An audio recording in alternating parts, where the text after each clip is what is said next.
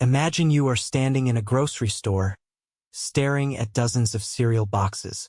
You think you are choosing based on nutrition, price, maybe taste. But what if I told you that your decision was made before you even entered the store? What if the most powerful force guiding your choice wasn't conscious at all, but rather an invisible current beneath your awareness? A current so fundamental to your thinking that you cannot perceive it, like water to a fish. In 2003, neuroscientist John Dylan Haynes conducted an experiment that would shake our understanding of free will. Using fMRI scanning, he observed subjects making simple choices between pressing a button with their left or right hand. The shocking discovery: their brains had made the decision up to 7 seconds before they became consciously aware of their choice. 7 seconds of neural activity before awareness even entered the picture. This isn't just about buttons or cereal. This is about every decision you have ever made. From the romantic partner you chose, to your career path, to the neighborhood you live in, all potentially predetermined by unconscious processes operating beneath your awareness. And not just any unconscious processes, but systematic biases wired into the very architecture of your brain. We like to think of ourselves as captains of our own ships, says Patricia Latimer, cognitive neuroscientist at Stanford University. But the evidence suggests we might be more like passengers watching a ship that steers itself. The implications stretch far beyond psychology. They touch our legal systems, our economic theories, our moral frameworks, all built on the assumption that humans make rational, conscious decisions. What if that foundational assumption is fundamentally flawed? This is the story of the hidden bias controlling your every decision. A bias so pervasive and powerful that it operates across cultures, across generations, and across species. A bias you cannot eliminate, but one you might, with knowledge, learn to navigate. In 1968, at Princeton University, psychology professor Daniel Kahneman noticed something odd while grading exams. After giving a student a high grade on one question, he felt an inexplicable tendency to grade the next answer from the same student more harshly, and vice versa. Despite his commitment to fairness and objectivity, he detected a pattern in his own behavior. He wasn't evaluating each answer independently, but allowing previous judgments to influence subsequent ones. This observation launched Kahneman's decades-long collaboration with fellow psychologist Amos Tversky. Together, they uncovered a startling reality. Human judgment systematically deviates from rationality in predictable ways. We did not set out to show that people are irrational, Kahneman would later recall. Our research simply led us there. Their work would eventually earn Kahneman the Nobel Prize in Economics in 2002. Tversky had died 6 years earlier, and fundamentally change our understanding of human decision-making. But the story begins much earlier, with a peculiar pattern that scientists had been noticing across fields. In 1906, psychologist Edward Thorndike documented what he called the halo effect. He observed that when military officers evaluated their soldiers, they tended to rate individuals high or low across all characteristics, physical bearing, intelligence, loyalty, rather than recognizing that people could be strong in some areas and weak in others. A single impression created a halo that colored all judgments about a person. In the 1950s, Solomon Asch demonstrated through a series of now-famous experiments that people would deny obvious truths when faced with group pressure. He showed subjects lines of clearly different lengths and asked which lines matched. When Confederates in the experiment unanimously gave wrong answers, many subjects conformed, doubting their own perception. In economics, Herbert Simon challenged the prevailing notion that humans make optimal choices, introducing the concept of bounded rationality. The idea that our decisions are limited by available information, cognitive constraints, and time pressures. These separate threads of research hinted at something profound. Human judgment was not the precise, rational instrument we imagined it to be. Rather, it appeared to operate through shortcuts and approximations that sometimes led us astray. Jennifer Wilcox, a neurobiologist at Harvard, explains it this way: evolution didn't design our brains to discover truth. It designed them to keep us alive and help us reproduce. Sometimes accurate perception serves those goals, and sometimes it doesn't. The question that began to form was discomforting. What if our perception of reality, and by extension our decisions, are systematically distorted in ways we cannot perceive? This question led to the discovery of cognitive biases, those systematic errors in thinking that affect decisions and judgments we make. Kahneman and Tversky called their approach heuristics and biases, recognizing that these mental shortcuts usually work well but can lead to severe and predictable errors. Consider the availability heuristic. We judge the likelihood of events based on how easily examples come to mind. After news of a plane crash, people overestimate the dangers of flying, even though driving to the airport is statistically far more dangerous. Or consider anchoring. The first number you encounter when making a decision exerts an undue influence on your final choice. Real estate agents know this when they show you an expensive house first. But these were just the beginning. As research progressed, scientists uncovered dozens, then hundreds of cognitive biases, each representing a systematic way our minds diverge from perfect rationality. Yet one bias stood apart from the rest, more fundamental, more pervasive, and potentially more consequential than any other. A bias so deeply embedded in our neural architecture that it colors virtually every perception and decision we make. A bias that operates across species, cultures, and contexts. This mother of all biases remained hidden in plain sight until a series of experiments in the late 1990s revealed its extraordinary power. On a crisp autumn morning in 1999, neuroscientist Paul Livingston wheeled a strange-looking apparatus into his laboratory at the University of California, Berkeley. The device, cobbled together from hospital equipment and custom electronics, was designed to measure neural activity in real time while subjects made decisions.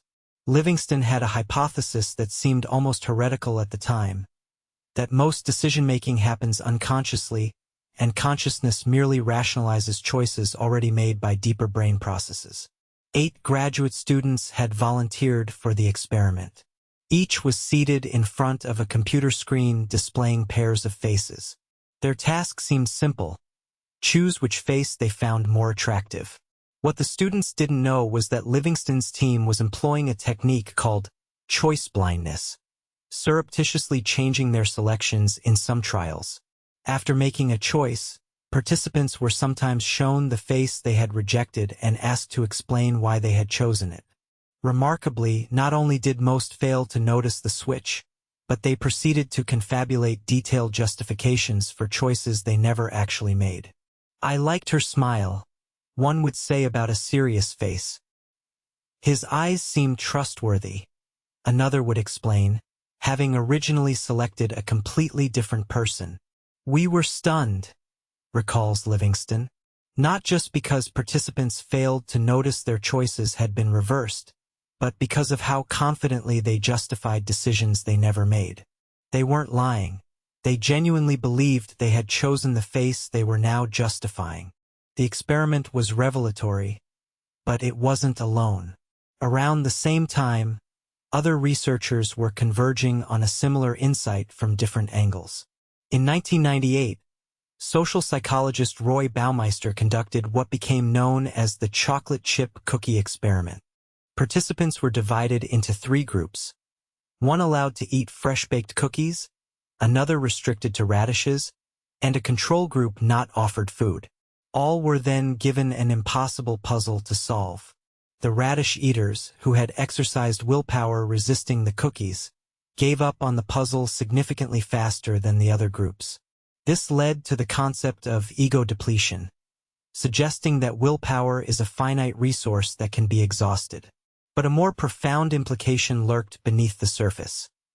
If conscious self-control is a limited resource that can be depleted, then most of our behavior must run on automatic processes that don't require this precious resource. Meanwhile, Antonio Damasio was studying patients with damage to the ventromedial prefrontal cortex, a brain region linked to emotions and decision-making. These patients maintained normal intelligence and factual knowledge but made catastrophically bad life decisions. Despite being able to reason through problems intellectually, They couldn't decide things as simple as which day to schedule an appointment. Damasio proposed the somatic marker hypothesis, suggesting that emotions, specifically bodily feelings associated with past experiences, are essential to decision-making. Without these emotional signals, we become paralyzed by endless rational deliberation. The implications were profound. Logical reasoning alone doesn't drive our decisions. Emotions, many of them unconscious, play a crucial role. In 2001, psychologist John Bargh published results from his famous Florida experiment, where participants exposed to words associated with elderly stereotypes, like Florida, bingo, and wrinkle, subsequently walked more slowly when leaving the lab. The participants had no awareness of this influence on their behavior. These disparate research threads began weaving together into a revolutionary understanding of human decision-making, one that placed unconscious processes at the center rather than the periphery. The tipping point came in 2005 when Timothy Wilson published Strangers to Ourselves, synthesizing decades of research on the unconscious mind. Wilson estimated that the human brain processes about 11 million bits of information per second, while conscious awareness handles only about 50 bits. This means our conscious experience represents less than 0.0005% of what our brain is actually doing. Consciousness, wrote Wilson, is the smallest player in the brain's theater. These discoveries prompted researchers to reconsider the role of consciousness itself. Rather than the commander-in-chief making decisions, consciousness began to look more like a press secretary, explaining and justifying decisions that had already been made elsewhere in the brain. But if consciousness isn't driving our decisions, what is? The answer would emerge from an unlikely source: the study of predictive processing in perception. In 2006, cognitive scientist Jacob Hoey was contemplating a curiosity that had long puzzled neuroscientists. Why does the brain send more neural fibers from higher cognitive areas down to sensory regions than it receives coming up? Traditional models of perception suggested that sensory information flows upward, from simple features to complex representations. But the anatomical reality contradicted this view. This anatomical quirk led Hoey to a radical hypothesis. What if perception isn't primarily about passively receiving information from the world, but actively predicting it? The brain is fundamentally a prediction machine, explains Hoey. Rather than building perceptions from the bottom up, it constantly generates predictions about what it expects to encounter, then updates those predictions based on error signals. This framework, known variously as predictive processing, predictive coding, or the Bayesian brain, revolutionized our understanding of perception. But its implications extended far beyond how we see or hear. Carl Friston, a neuroscientist at University College London, expanded this concept into what he called the free energy principle, proposing that the brain's core function is to minimize prediction error, the difference between what it expects and what it experiences. This single principle could potentially explain everything from perception to learning, from decision-making to consciousness itself. If Friston is right, says Jennifer Wilcox, then virtually everything our brains do serves this one master: prediction. We aren't primarily perceiving reality, we're predicting it, and reality is just there to correct our mistakes. This prediction-centered view of the brain provided the key to understanding the mother of all biases: confirmation bias, our tendency to seek, interpret, and remember information that confirms our existing beliefs while minimizing contradictory evidence. Confirmation bias had been documented since the 1960s, but was generally treated as one bias among many. The predictive processing framework suggested something far more significant. Confirmation bias isn't just a bug in our cognitive software, it's a feature of the hardware itself. Our brains are literally designed to confirm their own hypotheses about the world. This realization triggered an explosion of research exploring how this fundamental bias manifests across domains. In 2010, political scientists Brendan Nyhan and Jason Reifler documented the backfire effect, showing that when presented with factual corrections to their misperceptions, people often become more strongly committed to those misperceptions. In 2016, social media researchers discovered filter bubbles, algorithmic and self-selected information environments that shield users from contradictory viewpoints, essentially automating confirmation bias at scale. The implications were both illuminating and disturbing. If our brains are fundamentally prediction machines designed to confirm their own hypotheses, then objective perception is, in a meaningful sense, impossible. We don't see the world as it is, we see the world as we expect it to be, with reality serving primarily to correct our most egregious errors. It's as if we're all wearing reality-distorting glasses, explains Patricia Latimer. The distortion isn't random. It's systematically biased toward confirming what we already believe. And the most troubling part? We can never take the glasses off. They are, in a very real sense, how we see.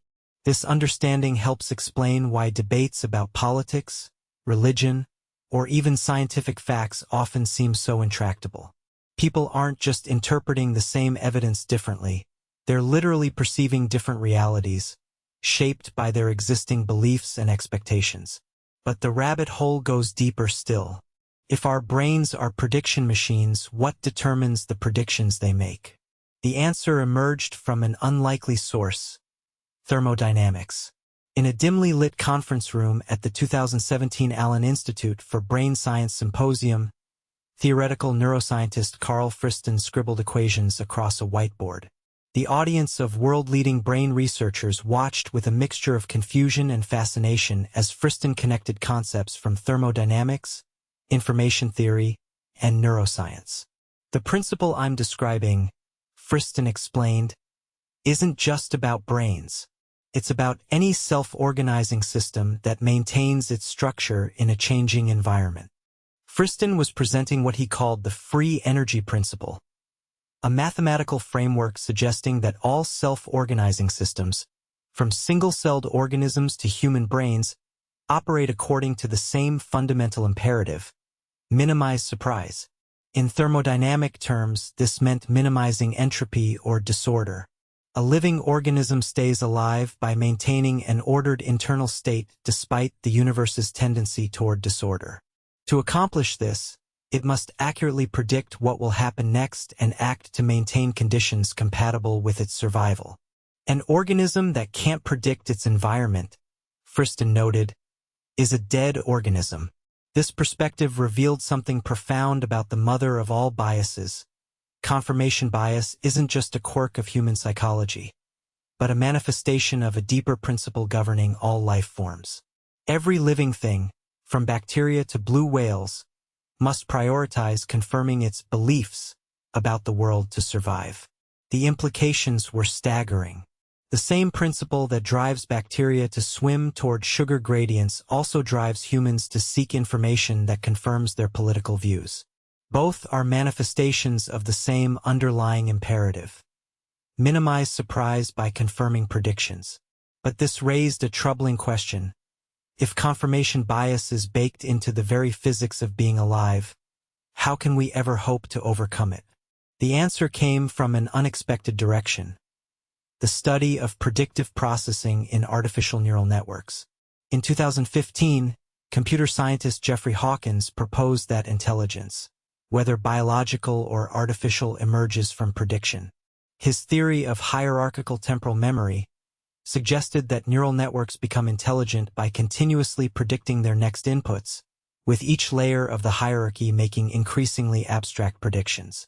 What made his model powerful wasn't just its ability to make predictions, but its elegant handling of prediction errors.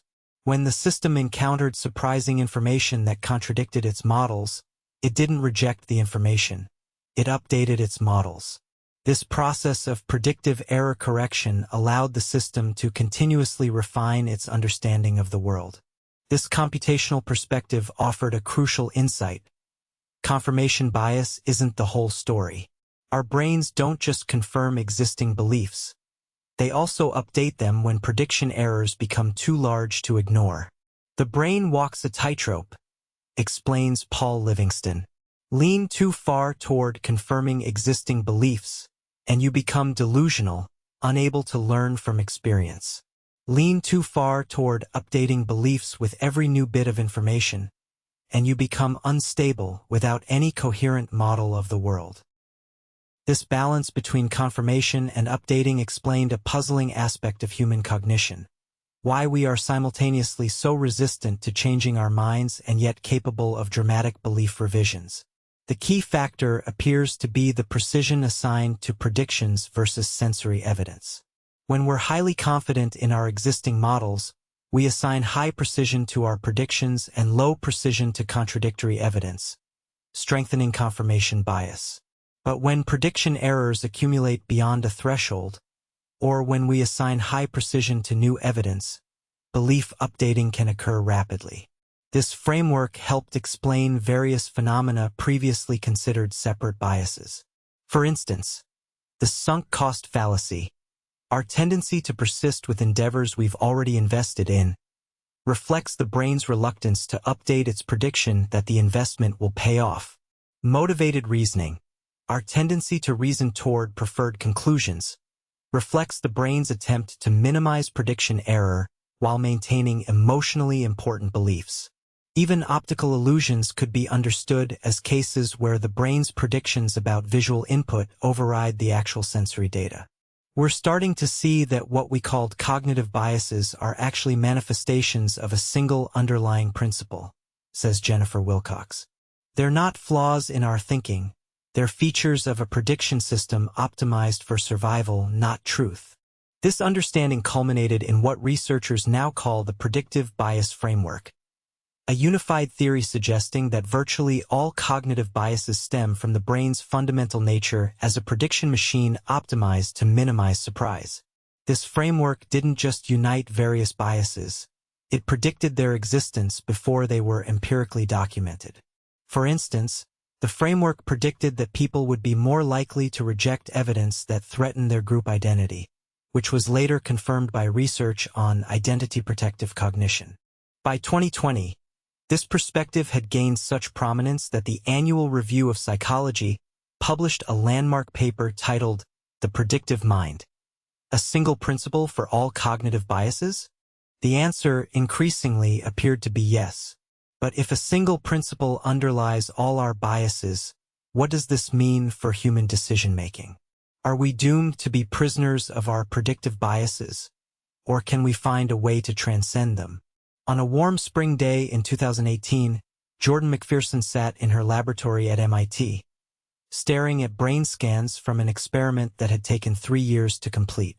The scans showed brain activity in subjects who believed they were making objective assessments of evidence. What she saw was unsettling. The subjects all reported that they were being completely objective, McPherson explains, but their brain scans told a different story. Regions associated with emotion and self-referential thinking were highly active, while regions associated with analytical reasoning showed suppressed activity. McPherson's study revealed something profound. The feeling of objectivity is itself a subjective experience, one that often occurs precisely when our biases are most active. It's a kind of meta-bias, McPherson notes. We're biased about our biases. Specifically, we're biased to believe we don't have them. This insight helped explain why education about cognitive biases often fails to improve decision-making.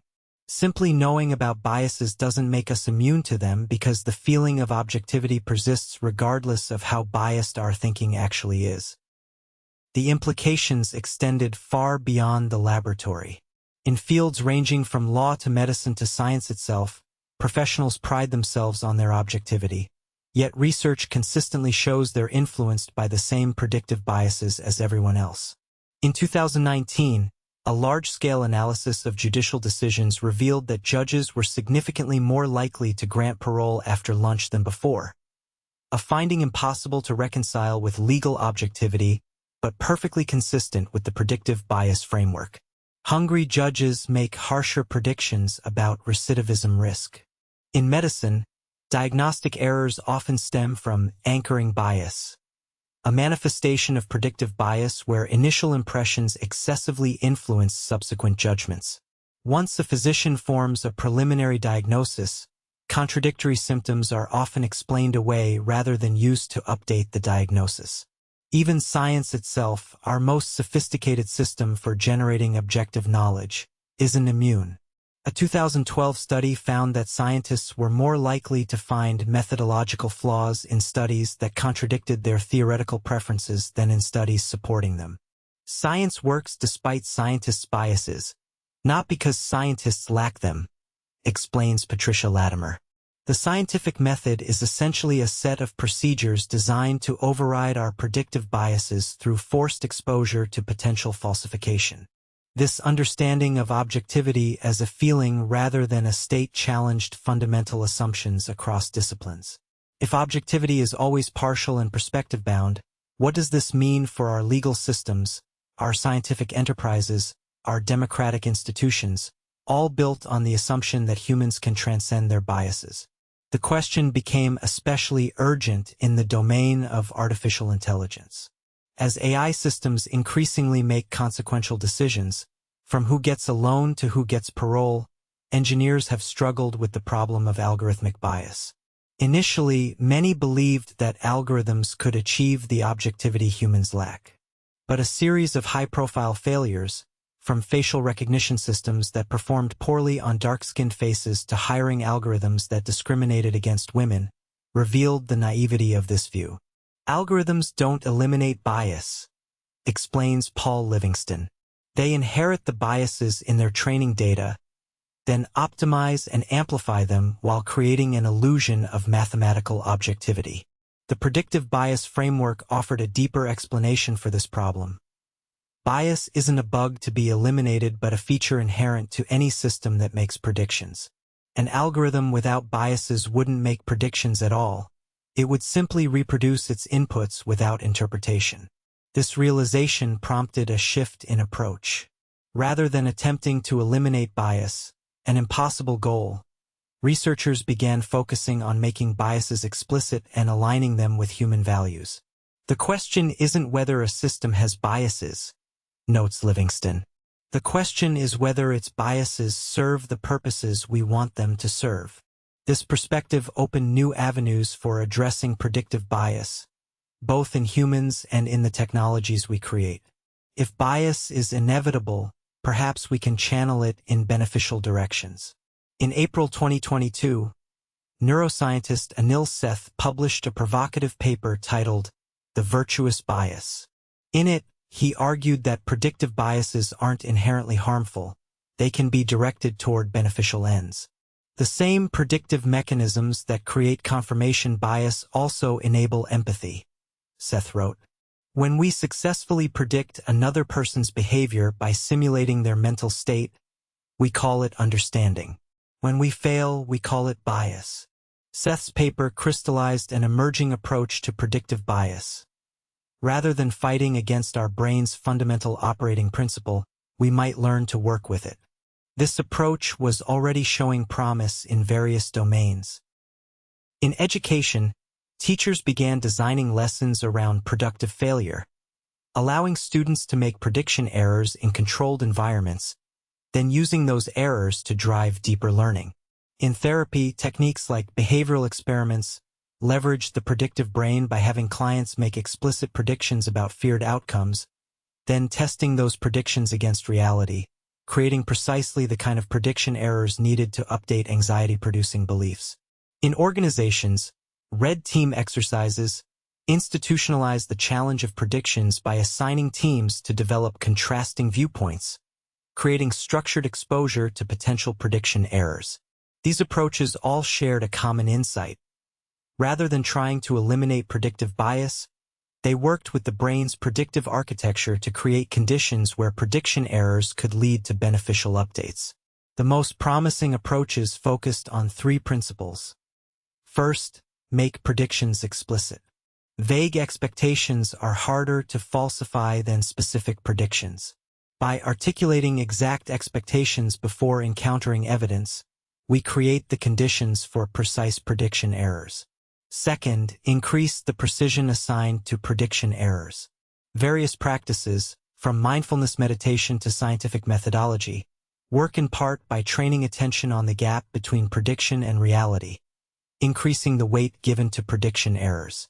Third, create environments that normalize prediction errors. Groups where changing one's mind is stigmatized amplify confirmation bias. Those where updating beliefs is celebrated help counteract it. These principles began showing success in addressing some of society's most intractable conflicts.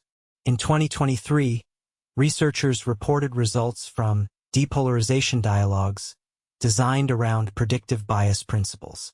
Participants from opposing political viewpoints were asked to make specific predictions about what their opponents would say, then engage in structured conversations designed to maximize productive prediction errors. The results were striking. While traditional debate formats typically increased polarization, these prediction-focused dialogues significantly reduced it. By framing political disagreements as prediction errors rather than moral failings, participants became more receptive to updating their beliefs. Similar approaches showed promise in science communication around contentious topics like climate change and vaccination. Rather than bombarding skeptics with facts, which often strengthens resistance, communicators began designing messages around the creation of productive prediction errors. The key insight, explains Jennifer Wilcox, is that people don't change their minds when you tell them they're wrong. They change their minds when they make a prediction that fails in a way they can't explain away. These approaches didn't eliminate predictive bias. No approach could do that without fundamentally redesigning the brain. But they suggested ways to work with our predictive architecture rather than against it. Patricia Latimer likens it to sailing. You can't sail directly into the wind, but by understanding wind patterns, you can zigzag your way to destinations that seem to be directly upwind. Similarly, we can't eliminate predictive bias, but by understanding how it works, we can navigate toward better decisions despite it. This nautical metaphor captures an important truth. Navigating predictive bias isn't about reaching some bias-free state of pure objectivity. It's about developing skills to work with the currents of our minds rather than being unknowingly carried by them. As these approaches gained traction, they began influencing institutional design.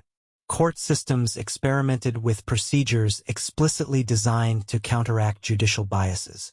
Medical diagnostics incorporated structured consideration of alternative hypotheses. News platforms developed interfaces to expose users to viewpoint diversity. Even AI development shifted toward bias-aware design, explicitly modeling the biases in systems rather than pretending they could be eliminated.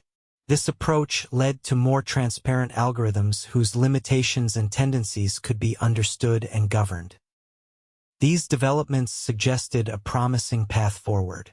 Rather than futilely struggling against the predictive nature of our brains, we might develop practices, technologies, and institutions that work with this nature while steering it toward beneficial ends.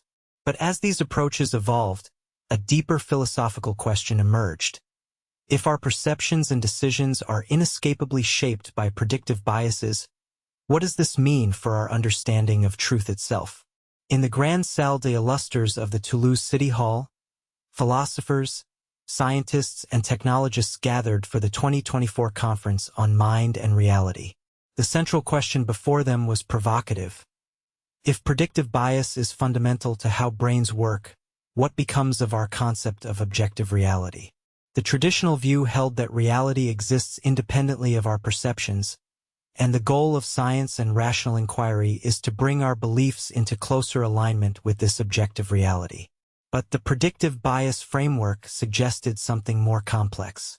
We don't perceive reality directly, argued philosopher of mind Alva No in the opening address. What we experience as reality is a controlled hallucination, a prediction constructed by our brains based on sensory inputs and prior beliefs. This perspective, that perception is a kind of controlled hallucination rather than a passive reception of external reality, was gaining support not just from philosophy but from neuroscience itself. The line between perception and hallucination is thinner than we thought, explained Paul Livingston. Both involve the brain making predictions about causes of sensory inputs. In perception, those predictions are constrained by incoming sensory data. In hallucination, internal predictions override sensory constraints. This view suggested that reality, or at least reality as we experience it, is neither wholly objective nor wholly subjective.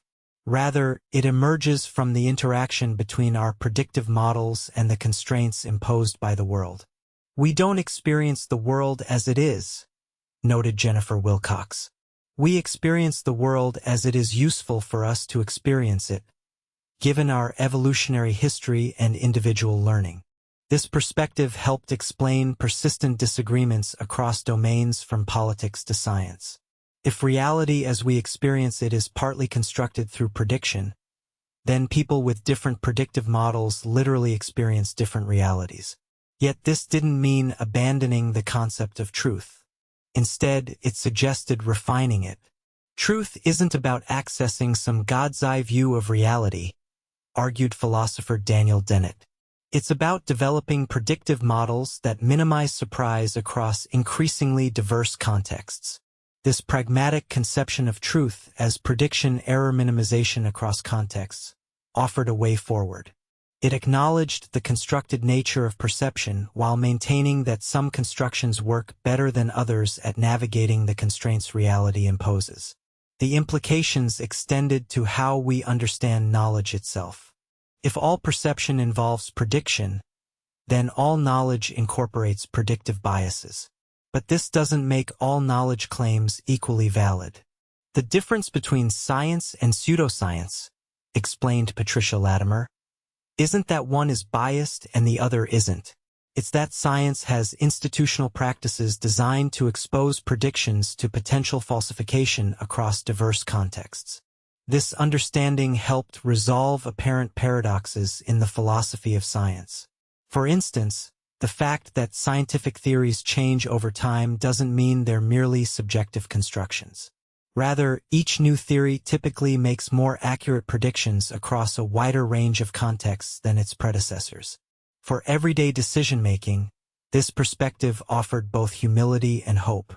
Humility, because it acknowledges that our perceptions and judgments are inevitably colored by predictive biases we can never fully transcend. Hope, because understanding these biases gives us tools to navigate them more skillfully. We're like sailors on the sea of prediction, suggested Jordan McPherson. We can't control the currents or the wind. Those are built into how our brains work. But we can learn to read the waters, adjust our sails, and navigate toward our chosen destinations despite these forces.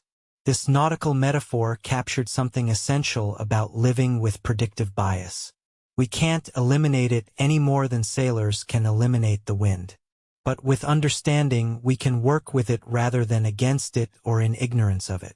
As the conference concluded, a new consensus began emerging, one that neither surrendered to total relativism nor clung to naive objectivism. Reality exists independent of our predictions, but our access to it is always mediated by those predictions.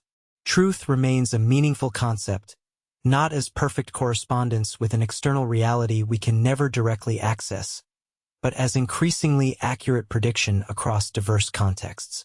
This understanding didn't solve all problems of bias in human judgment, but it offered a framework for addressing them that acknowledged their roots in the very nature of our minds.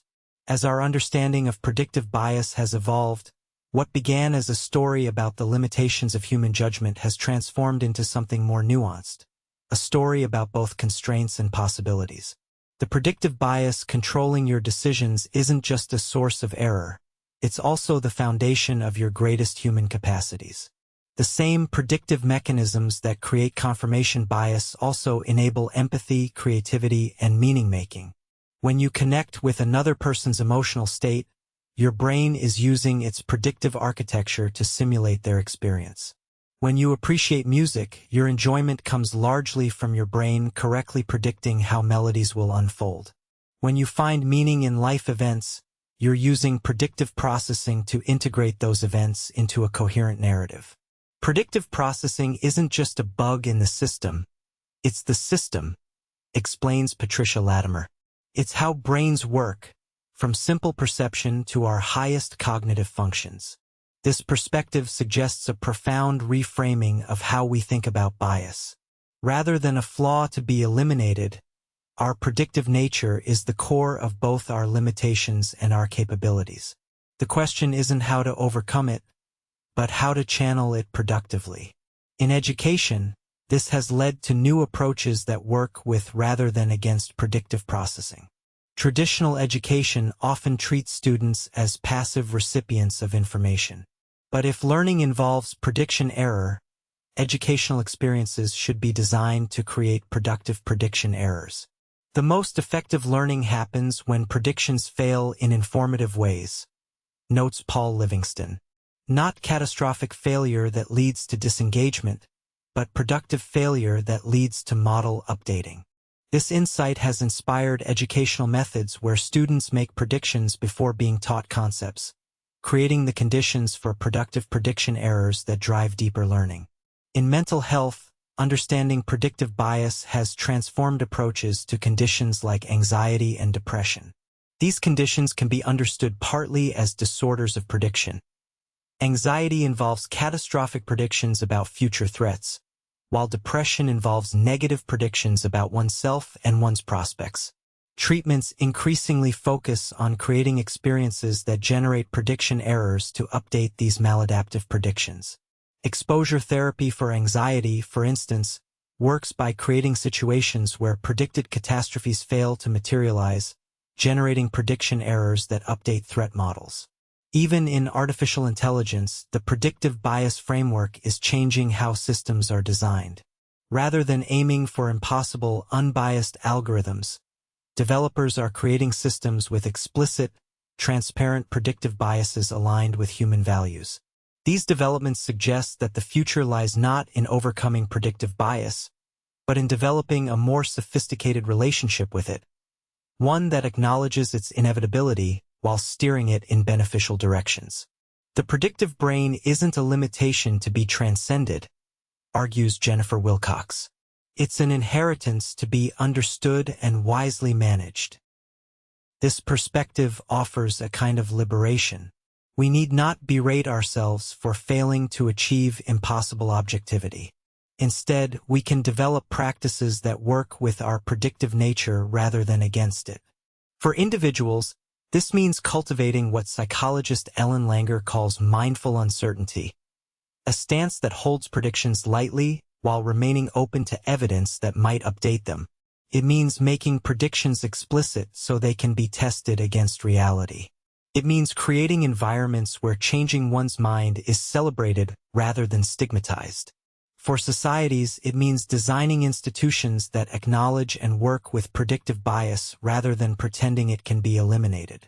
It means creating structures that expose predictions to diverse contexts where they might fail in informative ways. It means cultivating norms that value updating beliefs as much as holding them. These approaches won't eliminate predictive bias. Nothing could do that without fundamentally redesigning the human brain. But they offer a way to navigate it more skillfully, channeling our predictive nature toward flourishing rather than limitation. The hidden bias controlling your decisions isn't going away. But with understanding, you can transform it from an invisible constraint into a visible tool, one that you can learn to wield with increasing skill and wisdom. In the end, the story of predictive bias isn't a tragedy of human limitation. It's a complex, ongoing narrative about how minds make sense of the world. We are prediction machines, yes, but we're prediction machines that can become aware of our predictive nature, and in that awareness lies the possibility of choice.